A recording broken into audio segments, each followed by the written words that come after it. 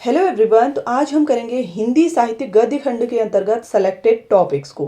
Friends, जैसा कि आप सब लोग जानते ही हैं कि आगामी प्रतियोगी परीक्षाओं में आपसे हिंदी साहित्य के रिगार्डिंग क्वेश्चन पूछे जाएंगे।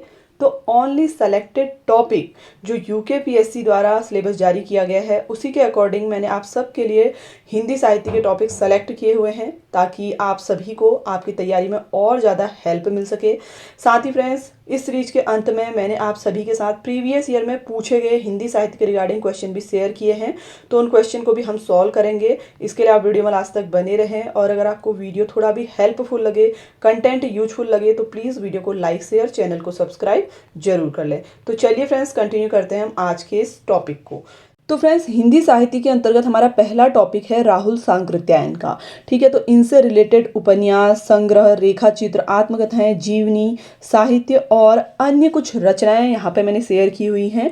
तो आप लोग हर एक पॉइंट को अच्छी तरीके से समझ लें। साथ ही जिनमें मैंने डबल स्टार किया है फ्रेंड्स, ये क्वेश्चन कई बार एग्जाम्स में पूछे जा चुके हैं इनके रिगार्डिंग, तो इनको आप लोग जरूर नोट कर लें। ठीक है, तो सबसे पहले अगर हम उपन्यास की बात करें तो देखिए, सिंह सेनापति, जन योद्धे, जीने के लिए, मधुर स्वप्न, विस्मृत यात्री।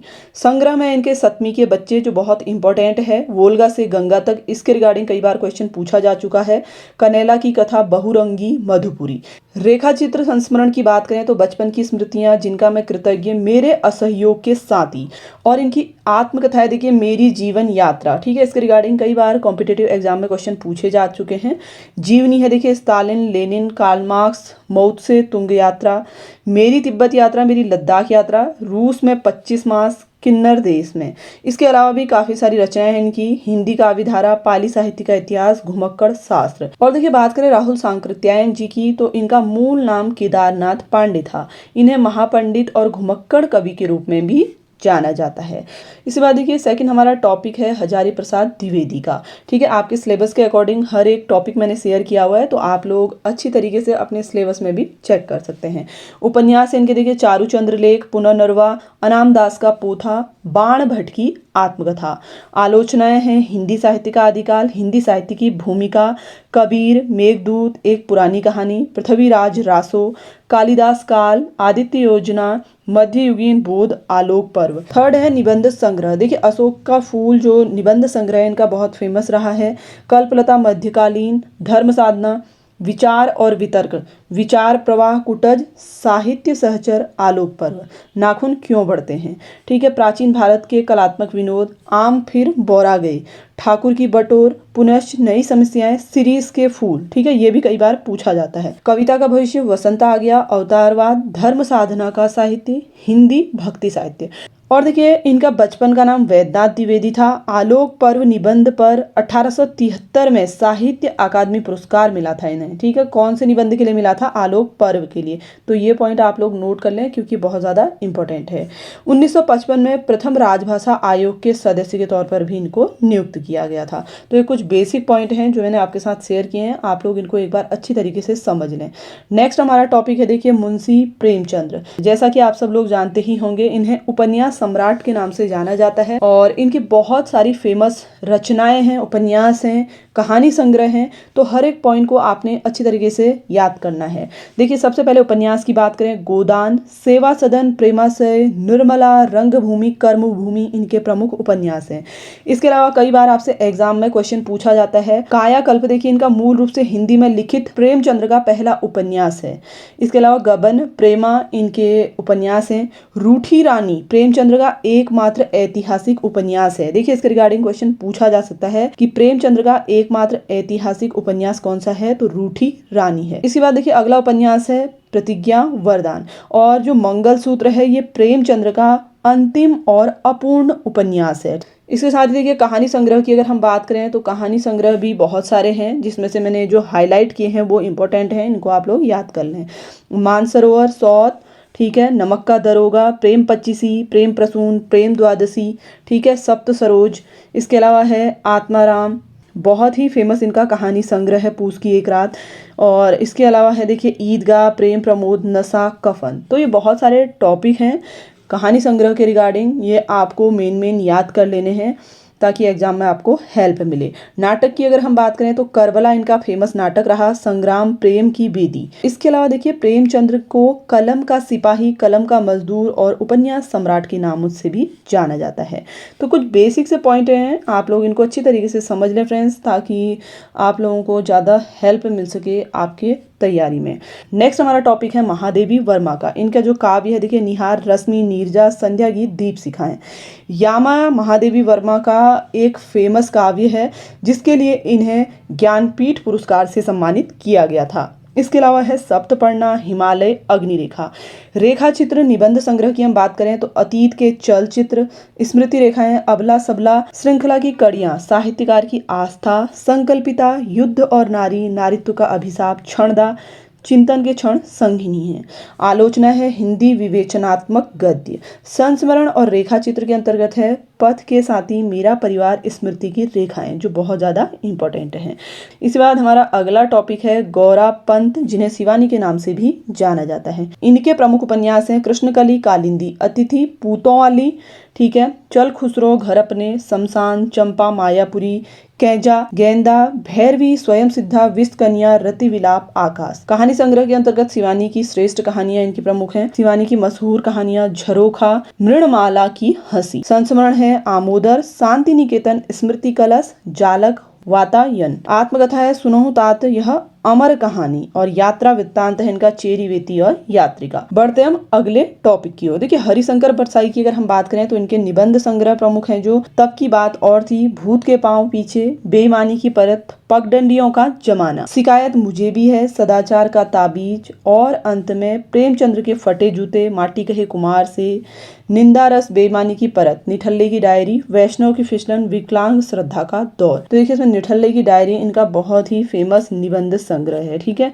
तो इनको आप याद रखें। कहानी संग्रह हंसते हैं रोते हैं, जैसे उनके दिन फिरे, भोलाराम का जीव, दो नाक वाले लोग। उपन्यास है रानी नागफनी की कहानी, तट की खोज, ज्वाला और जल। इसी तरीके से व्यंग संग्रह भी है, और संस्मरण में है तिरछी रेखाएं, साहित्यिक विशेषताएं। इसी बाद है शैलेश मटियानी, इनकी कुछ प्रमुख रचनाओं के बारे में हम जान लेते हैं। देखिए कहानी संग्रह की अगर हम बात करें तो दो दुख का एक सुख, ठीक है, प्यास और पत्थर, इनकी प्रमुख कहानी संग्रह हैं। इसके अलावा और भी दिए गए हैं, इनको आप पढ़ सकते हैं। अगला है उपन्यास बोरीवाली से बोरी बंदर तक। इसके रिगार्डिंग क्वेश्चन कई बार पूछा जाता है, तो ये आपको याद होना चाहिए। पुनर्जन्म के बाद, ठीक है, नागवल्लरी, और इसके अलावा है 52 नदियों का संगम, गोपुली गफूरन, ठीक है, माया सरोवर, चंद औरतों का शहर। तो ये प्रमुख रचनाएं हैं। साथ ही देखिए निबंध संस्मरण के अंतर्गत देखिए मुख्य धारा का सवाल, कागज की नाव, राष्ट्रभाषा का सवाल, यदा कदा, लेखक की हैसियत, और राष्ट्रीयता की चुनौतियां, किसे पता है राष्ट्रीय शर्म का मतलब।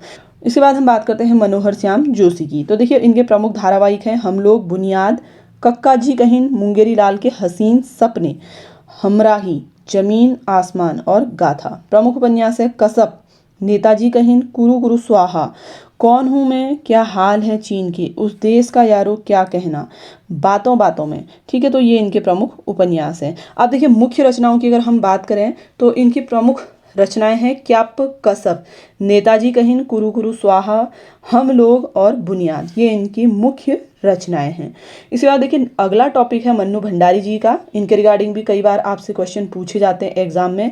तो कहानी संग्रह इनका देखिए एक प्लेट सैलाब, मैं हार गई, 3 निगाहों की एक तस्वीर, यही सच है त्रिशंकु, श्रेष्ठ कहानियां, आंखों देखा झूठ, नायक, खलनायक और विदूषक। इसके बाद उपन्यास है इनका देखिए आपका बंटी, जो बहुत फेमस है, महाभोज भी बहुत फेमस है, तो इनको आप लोग याद रख लें, ठीक है। एक कहानी यह भी।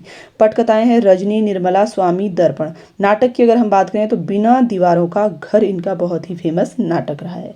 इसके बाद देखिए शेखर जोशी की अगर हम बात करें तो प्रमुख रचना है कोसी का घटवार, साथ के लोग, दाजू, हलवाहा, नौरंगी, बीमार है।